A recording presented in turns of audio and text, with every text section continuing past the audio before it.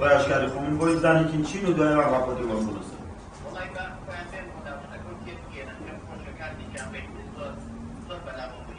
باش انشاءالله 100 مليون دولار حواڵە کرایین بەتارە نێرا و عێراق جاران ئاگادار بۆ ترسە نەما. جمو جۆڵەکەمان دوو بەش دەخۆرەگرێ، بەشێکی لەگەڵ وڵاتانی دراوسێمانایە و بەشێکیشی هەرێمی کوردستانە لەگەڵ عێراقە. تا ئەم چاپێگوتنێ کە لەگەڵ جەنابتانە دانیشتم لە 125 تاسی یەک پارچە پەکی ئەو جمو جۆڵە بازرگانیانی خستووە. سەرمایەدارێک بازرگانێک کە بۆ بازەکەم تەوان دایما دراو هێزی خواستە، دایما هەموو حرەکەیەکی بازرگانی جۆڵێکی بازرگانی بریتێ لە پیشاندان و خواست ئەرز و تەڵەبە. ئەو جۆڵێنەرە حەقیقەی کە خواست زیاکە دراوە، ئەگە دراو خوا نەخواستە لە هەر وڵاتێکا جێگیر نەبێت بەرزومزمی بکە دایمە خواست کەمەکاتەوە، پیشاندان زۆرەکە خواست کەمەکاتەوە. ئێمە ئێستانە بۆچی جۆڵی بازرگانی زەعیف بووە لاواز بووە؟ جاران لە هاوڵاتێکی زۆر ئاساییەوە سێری کە ئەچوو بۆ بازار ئەگەر لە نیەت و بەرنامە هەیە بۆیە بای 100,000 ناشت کرێ بۆ ماڵەوە، ئێستا ناچێت ئەگەر بچێ بای 50,000 دینارە کرد. پارە بەدەکار نادەن. 50 ملیۆن دۆلار ئەو ڕقەمانی کە لەو بانقە دەرچووە. 50 ملیۆن دۆلاری یەکسەر بێ قەید و شەڕ ڕۆشتۆ بۆ شوێنێک بۆ نمونە کە ئەمریکا تەحریمی کردو نابێ پارێ بۆ بڕۆ.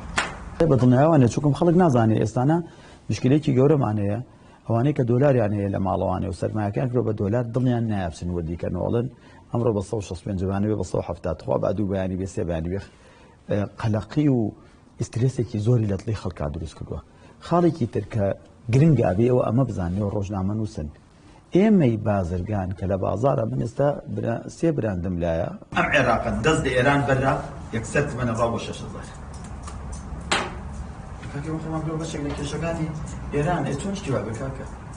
بەڵام مانگی پێشوو فرۆشتنی من لە 170 دابەزیوە، یعنی بۆ نمونە مانکە بۆ بای 150,000 دلارم فرۆشتووە، مانگی پێشوو بای 30,000 دلارم فرۆشتووە.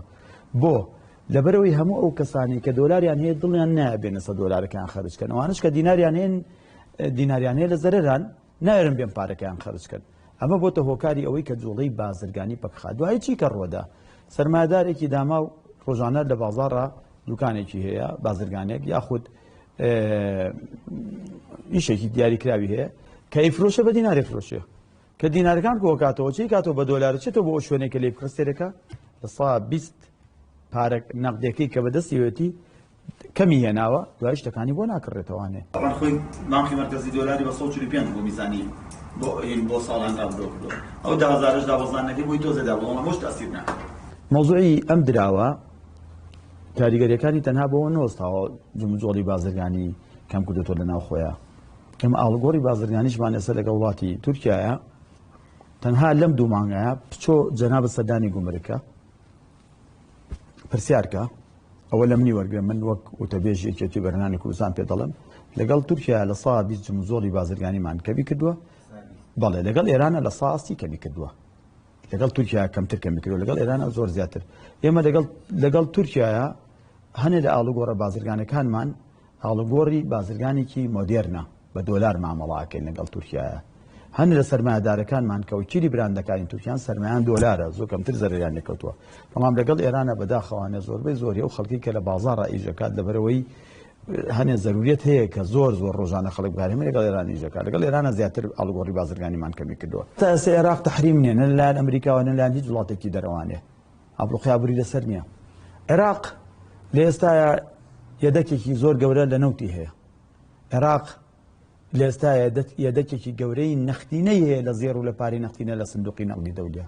عێراق ساڵی 2023 کە ئێستا میزانی حازرەکە ئەوێنێرە بۆ پەرلەمان زیاتر لە 214 تریلیۆنە کە نزیکەی 140 ملیار دۆلارەکات.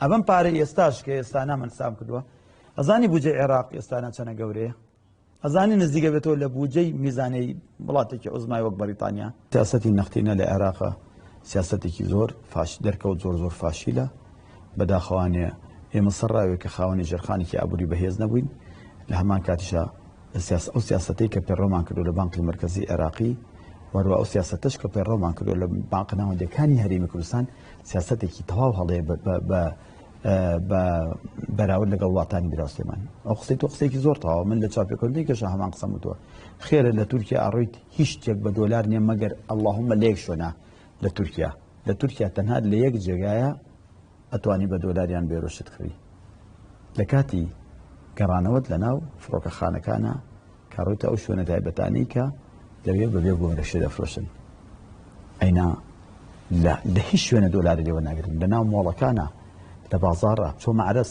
چۆ لە ناو پێشانگاکانی کردنی ئۆتۆمبیلە لای براندەکان دەوێ بڵێ منەمێ سارێ بکردن لە تورکیا ئەگەر دۆلاری پێ بەڵێ بۆ وەرە بۆ دۆلارەکە و چار هینیکە وەرە بۆ لامان